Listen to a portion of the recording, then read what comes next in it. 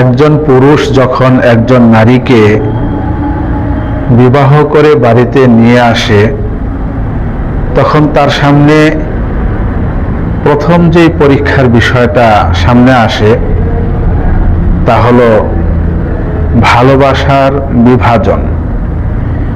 মা অনেক সময় মনে করে বিবাহের পরে এখন মনে হয় ছেলে আমাকে আগের মতো ভালোবাসবে না, আগের মতো দেখবে না।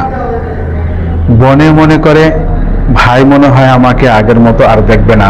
পরিবারের যারা থাকে সবাই মনে করে এখন মনে হয় পাল্টে যাবে, পরিবর্তন হয়ে যাবে। এই একটা দুর্বল মানসিকতার উপর ভিত্তি করে অনেক পরিবারে কলহ সৃষ্টি হয়, মানসিক দ্বন্দ্ব, দূরত্ব সৃষ্টি হয়।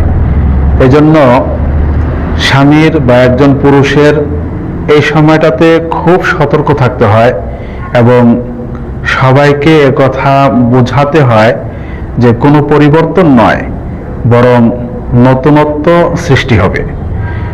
মা মায়ের জায়গাতেই আছেন, বোন বোনের জায়গাতেই আছেন, ভাই ভাইয়ের জায়গাতেই আছেন। সবার সাথে মিলেমিশেই একটা নতুন পরিবার গড়ে উঠবে।